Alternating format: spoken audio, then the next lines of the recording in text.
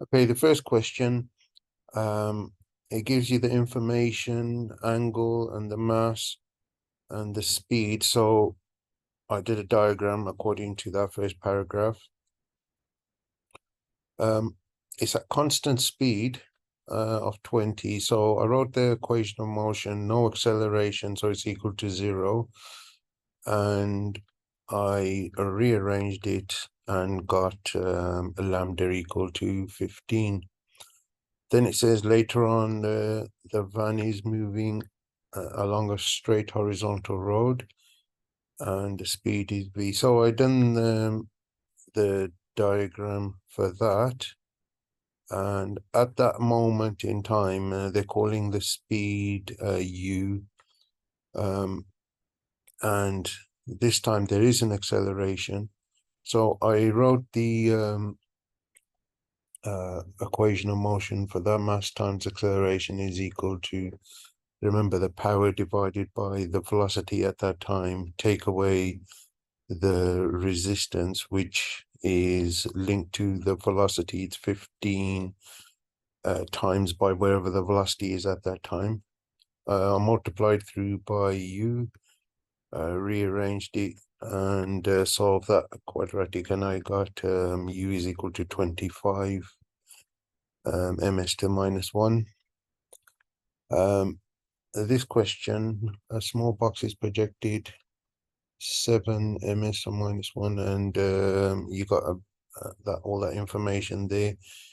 Show that after coming to rest at A, the box immediately slides back down the plane.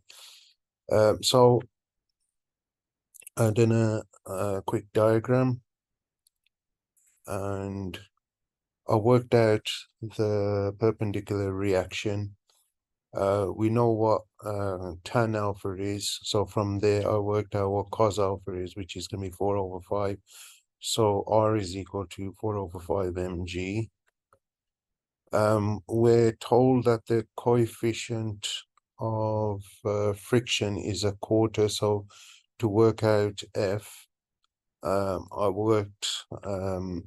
I just times it by 1/4. Now I've done the diagram, so it's about to move down. Okay. So that's why the friction is going upwards, and there's a good reason for that. For part A, we have to work out if it slides back down. So I've done it at that point. So then I said, well, the parallel component of the weight is mg times by the sine of alpha, which is 3/5. And then I've said this is greater than the friction. So if the parallel component of the weight, or if there was some force pulling it, if all that going downwards down the plane is greater than the friction, it's going to slide down. Here is just the mass, the parallel component of the mass, which is 3/5 mg. The friction going upwards is 1/5 mg. So that's greater than the friction, so it's going to slide down.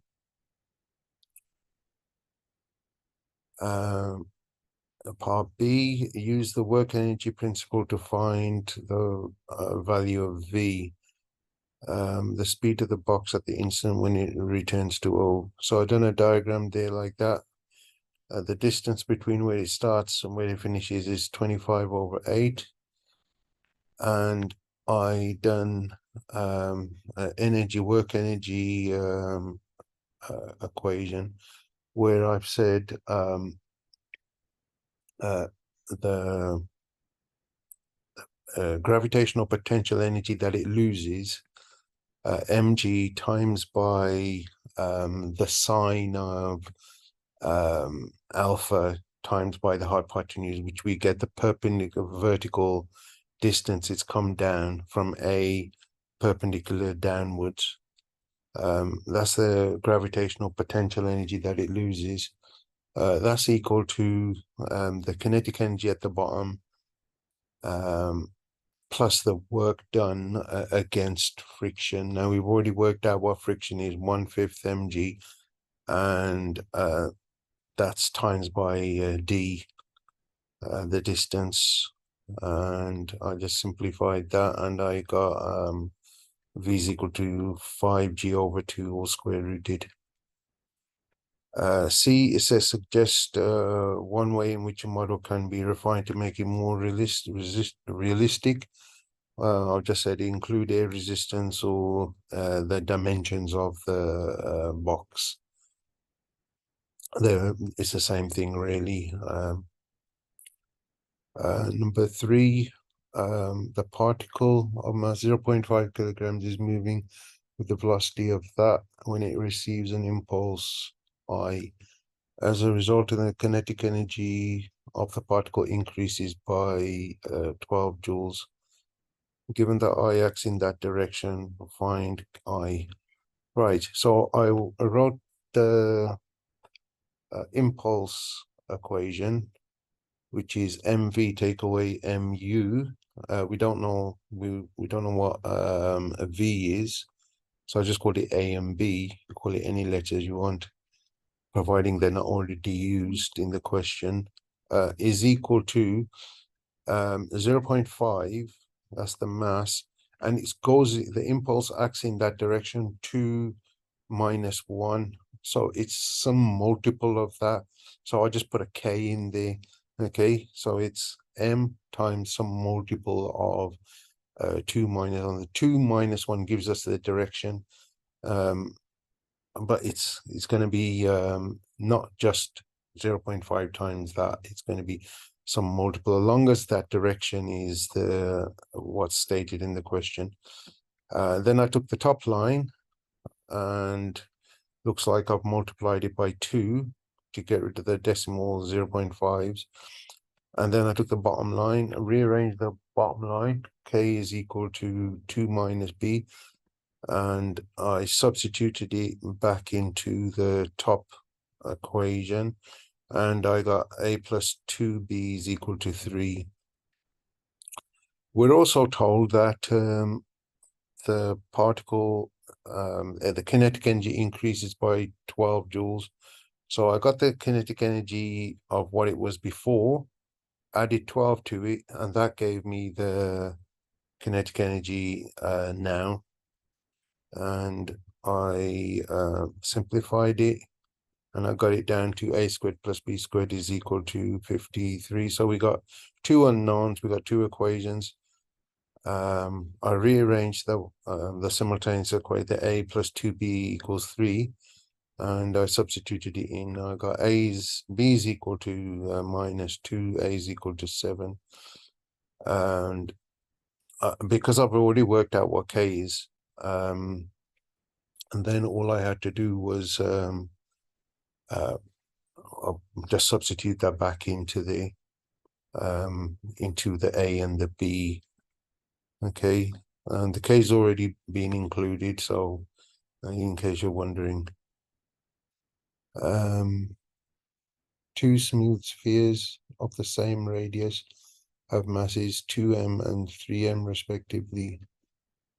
So I've done the diagram for that.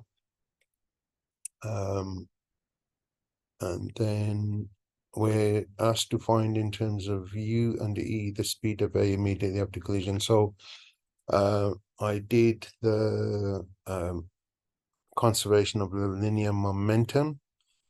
Notice I just call the after velocities a and b, just to keep it simple. A obviously for capital A, and B for capital B, particles or spheres. And then I looked at the Newton's equation, B minus A over u, so the relative difference in the velocities over of separation and over the initial one. Remember, B was stationary at the start. Rearranged it and made B the subject, substituted it back into one of the second line equation, simplified it, and I got A is equal to that. Then substituting it into B, I got B is equal to that.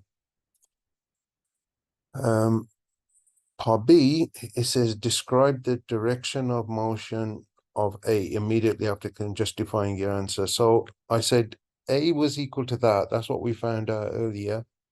Then I said, since E is greater than 2/3, now if you substitute E into what it says there, 3E, it's going to give you something bigger than 2, okay, because 2/3 times 3 would have been 2, but that's bigger than 2/3, so that's going to come out, that bracket's going to come out negative. U is in the positive direction, so that means overall A is going to, the direction of A is going to be reversed.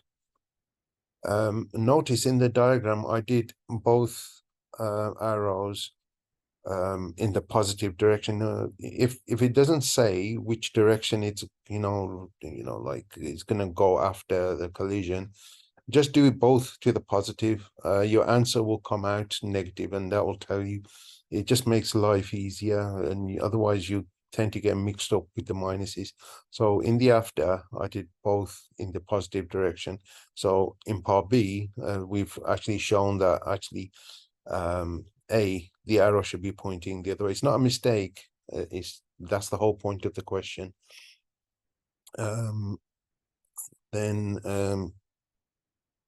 Yeah, that's what I've just said. So the direction of A is reversed. Find the total kinetic energy lost in the collision. They're saying E is equal to 5/6. So I substituted 5/6 into the velocities A and B, and I got those. So the kinetic energy before was just a simple, it was just U, so it's half times 2m times u squared, mu squared. Kinetic energy after, I just substituted the two velocities in. Don't forget B is 3m and A is 2m. And I simplified it and I got that. Then we want how much it's lost. So I had to do a takeaway. So it's 1 mu squared, take away 49/60 mu squared, 11/60 mu squared. Okay, for this, I decided that arrow is going to be going that way. It's just, that just made sense to draw the arrow going that way. I'll label that angle B, and I call that velocity P, and I call the velocity after the collision Q, going that way. Everything else is already given. So part A, we had to show that tan theta is equal to that. Right, so what I done there, I done the conservation of linear momentum. Now that is going to be acting in the path of the collision. Okay, so this conservation of linear momentum acts parallel to that dashed line. So I use the components of the velocity since they're both coming in at a velocity of u, and q is in the opposite direction, so that's going to be a minus instead of an add, and that's equal to -4 MP. Remember, from left to right I'm making positive, so I've drawn the arrow that way, so I'm going to have to put a minus in front of that 4m, and q is that, right, 5m times by the, well, in this case, horizontal component of the velocity. I simplified it, and And there, what I've done, I've just swapped them around to get rid of that minus. Okay, rather than have a minus sticking out. And then I applied Newton's law. The sum of the velocities they're going in opposite directions, the separation, so it's going to be a plus because it's a relative velocity, divided by their opposite directions. So it's 2, and they're both u, and even that is along the line, the dash line, on the line of the collision. Then I rearranged it and multiplied it by 4. You can see where this is going. It's going to be some form of simultaneous. I wanted to get that 4 in front of the p cos beta. I'll call that equation 2. Then the equation 2 take away equation 1.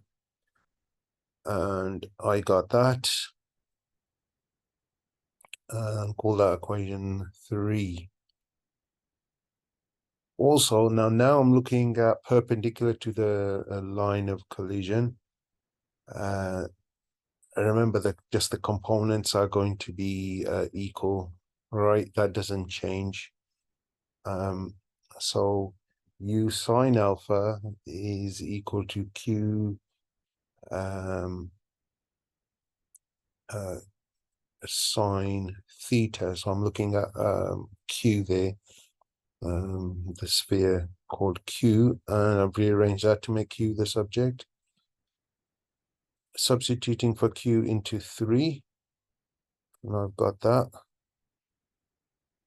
And I saw there was like cos alpha there, so I divided through by cos alpha. And next I'm going to cancel out the u's.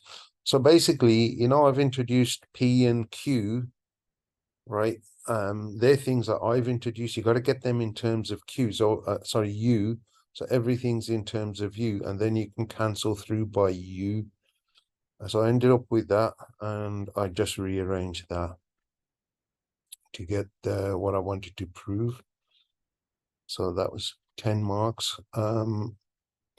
Right, it says, given immediately after the collision, Q moves in a direction that is perpendicular to the line of the centers, and that alpha is equal to 45.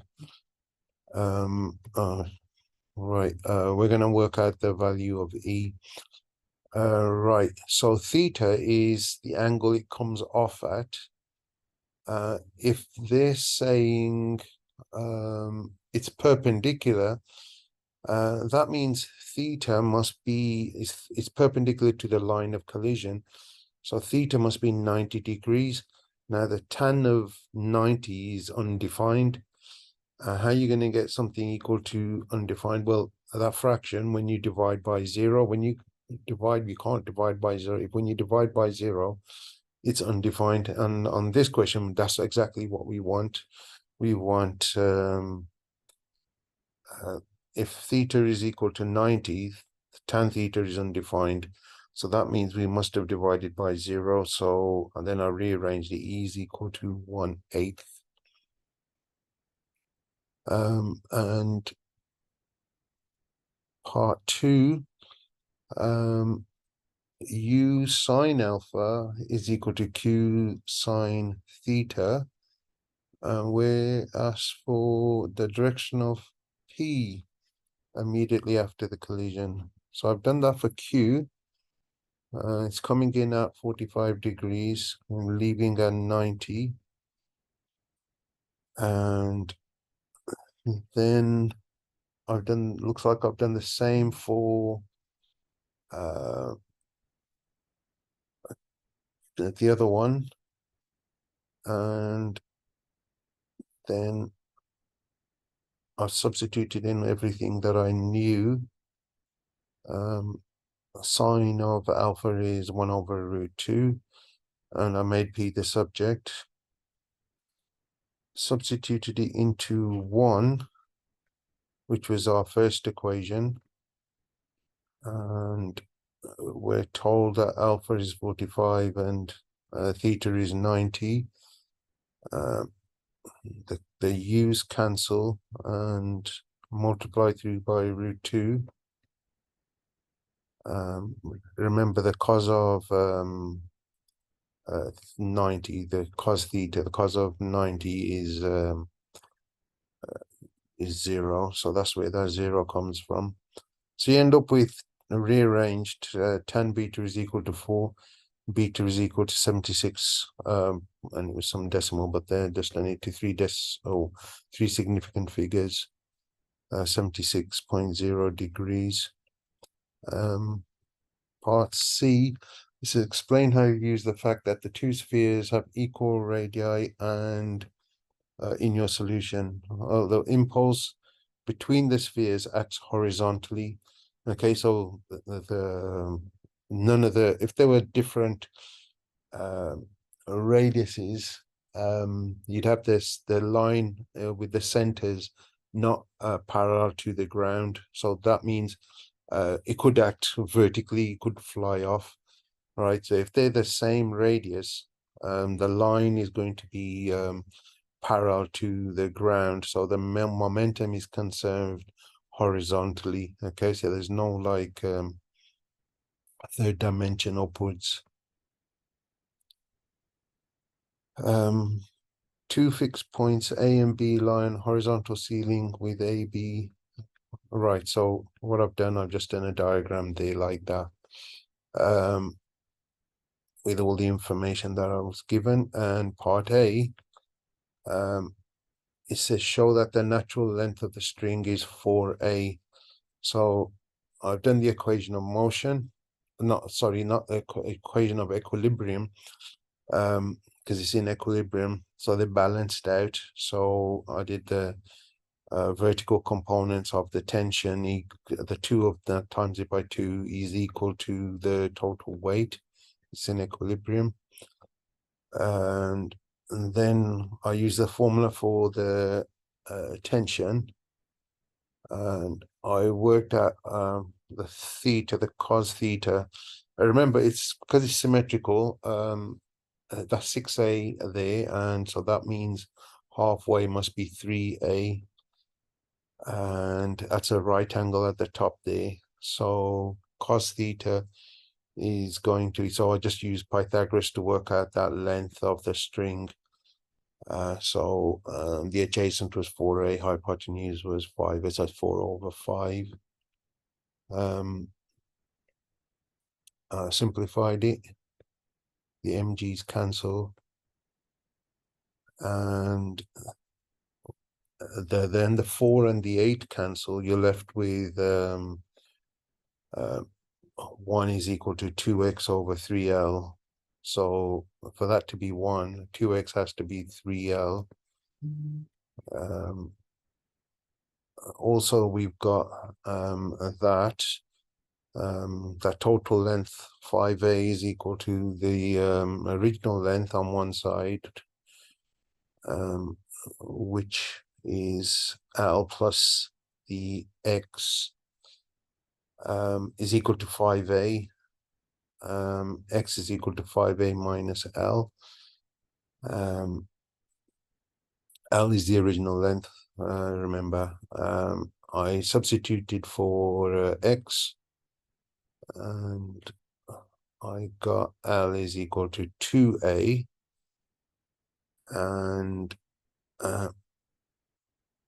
the length of the string, the natural length is 4A, because we just did it for one side, so there's 2, this is symmetrical. Find the maximum speed as P, maximum speed of P as it falls. So I said the maximum speed is when it's at its equilibrium position. So I've done this equation. It's a little bit confusing, this. So I said the x squared, we wanted x squared, so that's going to be when it's extended first to when take away the extension when it's the energy when it's in its equilibrium. Okay, so that's like the elastic potential energy that's lost, and that's equal to the potential energy gained plus take away the kinetic energy. That I could have put that kinetic energy on the other side plus, so it was equal to the gravitational potential energy lost. I rearranged it, and I got that. Cancelled the m's and just simplified it.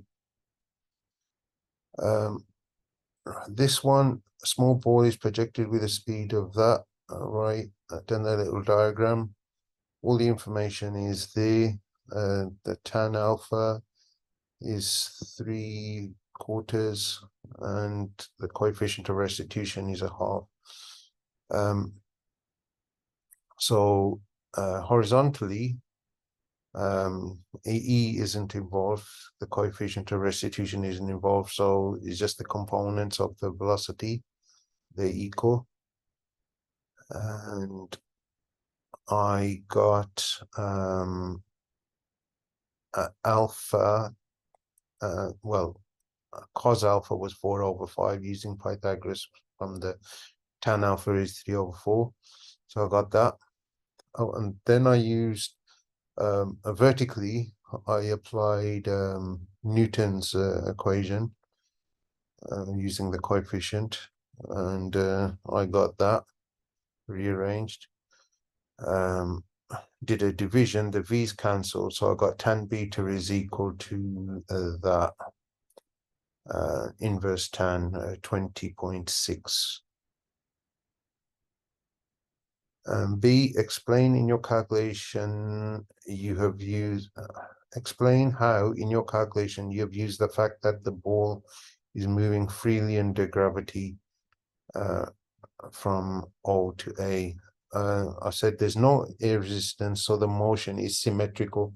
So you know that arch, the kind of the shape that the projectile makes, it's actually symmetrical. So it's going to hit it the same angle that it was projected, because we've said that there's no air resistance. The ball bounces on the ground for a second time at point A2. Find the time it takes from 0 to A2. So here, I applied SUVAT vertically, and I got, just factorized it at the end, and I got T is equal to 12/7. And then from A1 to A2, again, I applied SUVAT, S equals UT plus 1/2 AT squared, that is factorized. So T is equal to 0. That's the 0 is, we're not bothering with that because that's what it is at the beginning and at the end when it touches the ground again, which is 6/7. Add the 2 times up, and you came to 2.75. And then it says part D, find in terms of n only an expression for tan phi. Immediately after the ball bounces at A. So this is like a sequence. So I've done that there like that. I knew beta was 56 along 21 up, and I worked at the hypotenuse, and also right at the top 4.2 cos beta is equal to W cos theta. That is horizontally. The horizontal components are equal. I substituted for the beta. So W cos theta is equal to that. Then I applied Newton's equation. I rearranged it and it looked like that. Did the division like I did earlier. The W's cancelled. I got tan theta is equal to 21 over 112. Right, then I said when n was 0, there's probably other ways of doing this. N was 0, then tan theta was 3 over 4. That was given in the question. When n was 1, it was 3/8, so it was simplified. Then